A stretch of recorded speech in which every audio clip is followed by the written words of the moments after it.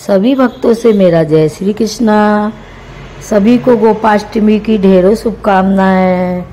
जय श्री हरि। राधे राधे।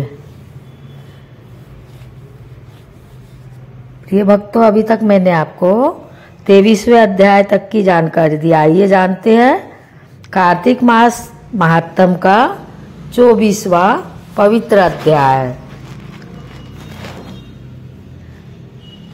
सुनिए। लिखवाओं से निज दया से सुंदर भाव बताकर कार्तिक मास 24वां अध्याय सुनो सुधाकर। राजा पृथु बोले, हे मुनि श्रेष्ठ, आपने तुलसी के इतिहास, व्रत, महात्म के विषय में कहा। अब आप कृपा करके यह मुझे बताइए कि कार्तिक मास में क्या और भी देवताओं का पूजन होता है, यह भी मुझे आप विस्तार पूर्वक बताइए। नारद जी बोले, पूर्व काल की बात है, सह्य पर्वत पर करवीकर में धर्मदत्त नामक विख्यात कोई धर्मज्ञ ब्राह्मण रहते थे। एक दिन कार्तिक मास में भगवान विष्णु के समीप जागरण करने के लिए वे भगवान के मंदिर की ओर चले।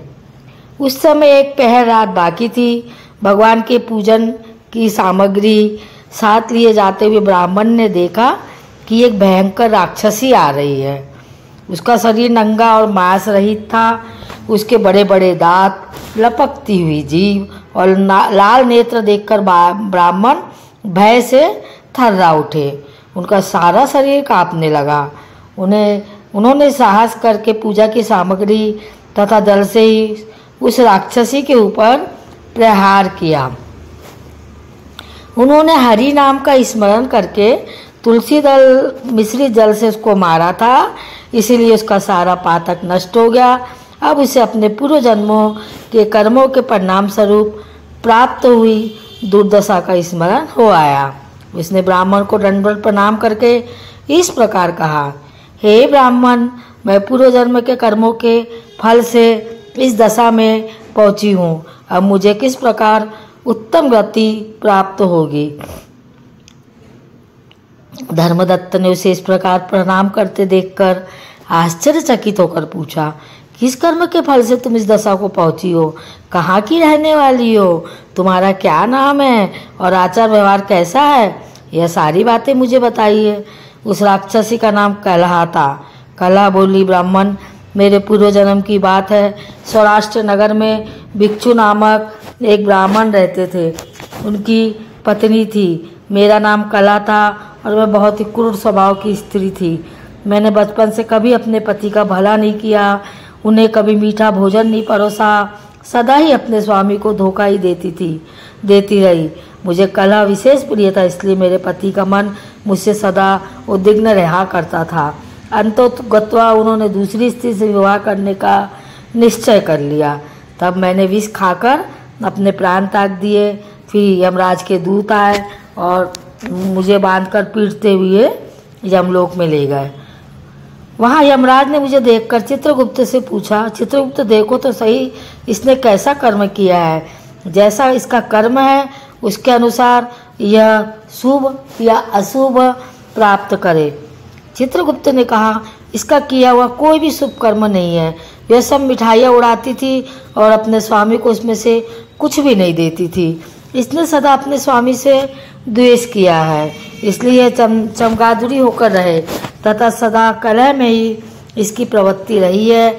इसलिए ये विष्टा भोजी सूकरी की योनि में रहे। जिस बर्तन में भोजन बनाया जाता है उसी में यह सदा अकेली ही खाया करती थी। अतः इसके दोष से अपनी ही संतान का भान करने वाली बिल्ली हो। इसने अपने पति को निमित्त बनाकर आत्मघात किया, इसलिए अत्यंत निंदनीय स्त्री प्रेत के शरीर में भी कुछ काल तक अकेली ही रहे। इसे यमदूतों द्वारा निर्दल प्रदेश में भेज देना चाहिए। यहाँ दीर्घ काल तक यह प्रेत के शरीर में निवास करे। उसके बाद यह पापिनी 3 योनियों का भी उपभोग करेगी। कला ने कहा, विप्रवर, मैं वही पापनी कला हूँ। इस प्रेत शरीर में आए मुझे 500 वर्ष बीत चुके हैं। मैं सदैव भूख और प्यास से पीड़ित रहा करती हूँ। एक बनिए के शरीर में प्रवेश करके मैं इस दक्षिण देश में कृष्णा और वेणी के संगम तक आई हूँ।